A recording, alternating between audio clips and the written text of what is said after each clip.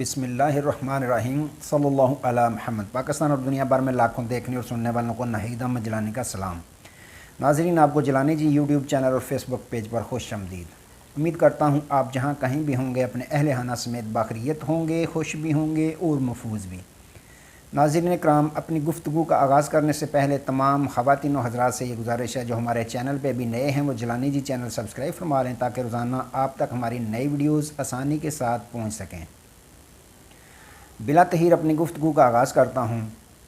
इमरान खां का अडयाला जेल से बड़ा ऐलान, इलेक्शन कहाँ से लड़ेंगे और तहरीक इंसाफ दोबारा विकटें गिराना शुरू हो गई और पीपल्स पार्टी ने नून लीग पर तीरों की बारिश कर दी।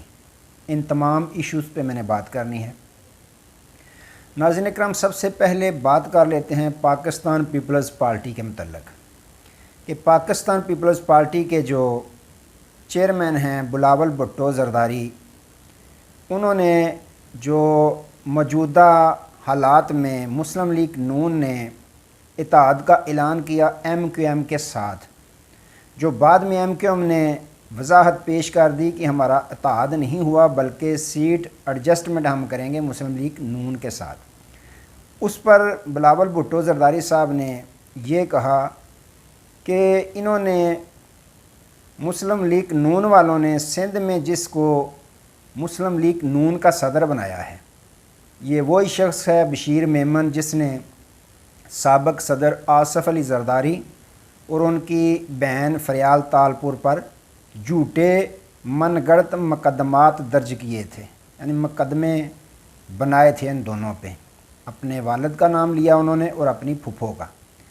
तो हम मुस्लिम लीग नून के सिवा मौलाना फजल रहमान साहब के साथ भी मिलकर इलेक्शन लड़ सकते हैं या इत्तेहाद कर सकते हैं। तो दूसरी जानब जो बशीर मेमन साहब हैं, उन्होंने भी जवाब दिया कि पीपल्स पार्टी के सिवा हम पीपल्स पार्टी के जो मुखालफ तरीन सिंध में तमाम सियासी जमातें हैं उनके साथ हम इत्तेहाद कर सकते हैं सिवाय पीपल्स पार्टी और PTI के। तो पीपल्स पार्टी की जो खुर्शीद शाह साहब हैं, उन्होंने भी बड़ा बयान दिया एक चैनल पे। उन्होंने कहा कि मियां नवाज शरीफ साहब जिस तरह आए बादशाह सलामत, उनको तो चाहिए था घोड़े पे बैठ के आते, मौला जट बन कर आते, हाथ में गंडासा होता उनके, मौला जट बन के आते। उन्होंने कहा कि मेरे ज़हन के मुताबिक तो जिस तरह मियां नवाज शरीफ साहब ने डील करके रिलीफ़ लिया, ज़मानतें ली अपने केसों में, ये उनकी जो है उनके कद में सियासी कद में इजाफ़ा नहीं हुआ बल्कि डाउन हुआ है उनका सियासी कद। उन्होंने कहा कि इलेक्शन के लिए आवाम के पास जाना पड़ता है, इलेक्शन के लिए हमें आवाम के पास जाना पड़ता है। तो मुस्लिम लीग नून आवाम के पास नहीं जा रही, निज़ाम के सामने तरले मिन्नतें कर रही है कि हमें सादा अक्सरियत दी जाए, हमें 2/3 अक्सरियत दी जाए। तो अगर याद रखें, इस दफ़ा इलेक्शन को चुराने की कोशिश की, यानी पेंचरों का जिक्र किया उन्होंने कि पेंचर लगाने की कोशिश की। तो मुल्क पाकिस्तान के जो हालात हैं इस वक्त, इस चीज़ का मुतहम्मल नहीं हो सकता, बहुत ख़राबा होगा। अगर ज़ोर ज़बरदस्ती किसी को इक़्तिदार दे दिया गया तो वो हुकूमत चलेगी भी नहीं और ये मुल्क पाकिस्तान के लिए बहुत ख़तरनाक होगा। खुर्शीद शाह साहब ने बयान दिया और बिलावल भुट्टो ज़रदारी साहब ने भी। तो दूसरी जानब नाज़रीन इकराम, एक तरफ तो पीपल्स पार्टी ये दावा कर रही है कि हम इनकी हुकूमत नहीं बनने देंगे, दूसरी जानब अगर देखा जाए मुस्लिम लीग नून के मतलब तो जो ज़मीनी हक़ाइक़ हैं, जो नज़र आ रहा है कि मुस्लिम लीग नून वाकई आवाम के पास जाने से कतराती है, वो कतराती हुई नज़र आ रही है। यही वजह है कि मियाँ जदों आवेगा लग पता जावेगा। मियाँ साहब भी आ गए, सबको पता चल गया उनकी जितनी मकबूलियत थी।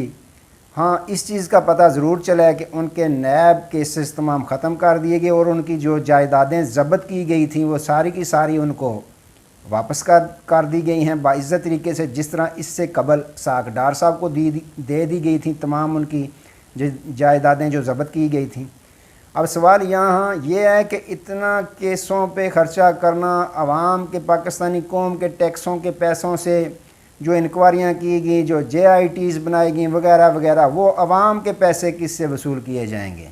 وہ کسی نے نہیں کرنے، لیکن ان کا سارا جو کچھ جمع پونجی تھا، جو نیب کے حوالے میں تھا، وہ سارے کا سارا ان کو باعث طریقے سے واپس کر دیا گیا ہے۔ تو ناظرین اکرام، نون لیگ اطلاعات یہ ہیں کہ ان کی ٹکٹیں بھی جو ہیں وہ بھی نہیں چل رہی، امیدوار ان کی ٹکٹیں لینے سے کترا رہے ہیں، بلکہ یہ خواہش کا اظہار کر رہے ہیں کہ ہم آزاد الیکشن لڑیں گے تو جیت کر مسلم لیگ نون کو تحفہ دیں گے اپنی سیٹیں، لیکن جیتنا کہاں ہے یہ تو بعد کا مسئلہ ہے۔ عوام میں جانے سے واقعی مسلم لیگ نون کے امیدواران یا قائدین کترا رہے ہیں۔ یہی وجہ ہے کہ دوسری تمام پارٹیوں سے اتحاد کے لیے منتیں سماجتیں کرنا شروع ہو گئے ہیں۔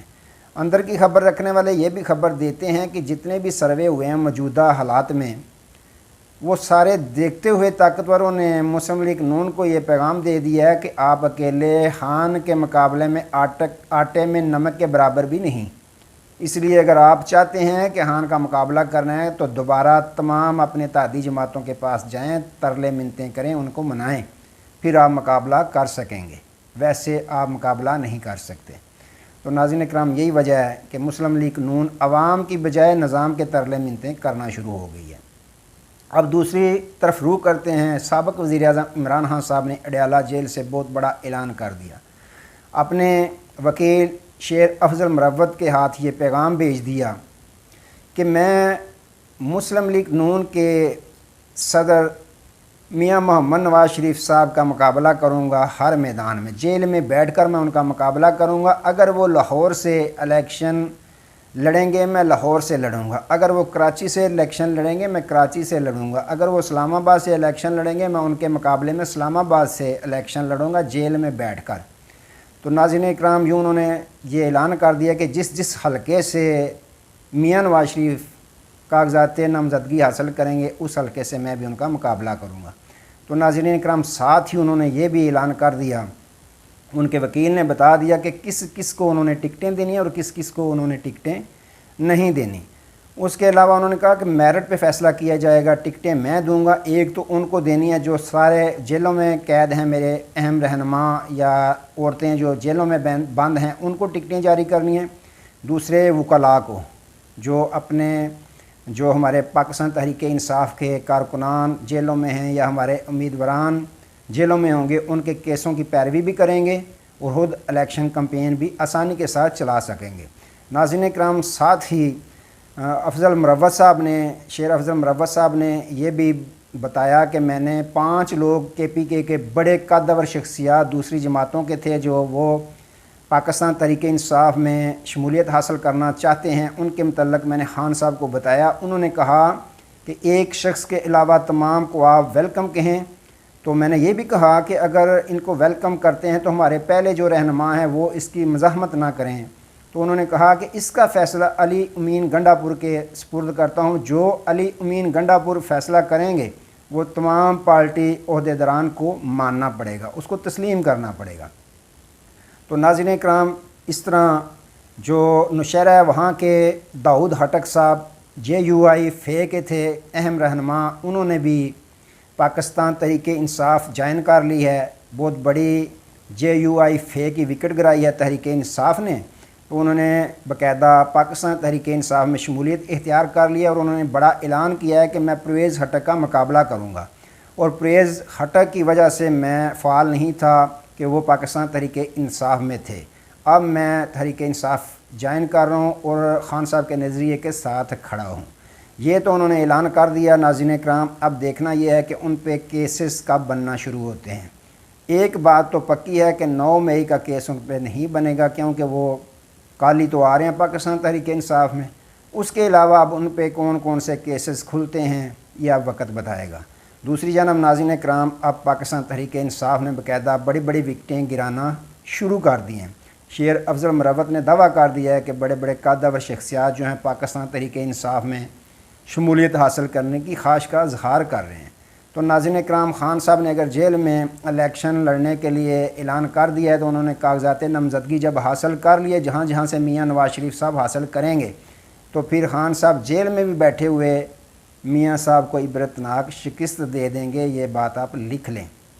تو ناظرین اکرام، یہ چل رہے آج تک کے لیے دوبارہ نئے موضوع کے ساتھ آپ کی خدمت میں حاضر ہوں گے، تب تک کے لیے اجازت دیجیے، اپنا بہت سارا خیال رکھیے اور اپنے اس چینل کا بھی۔ اللہ حافظ۔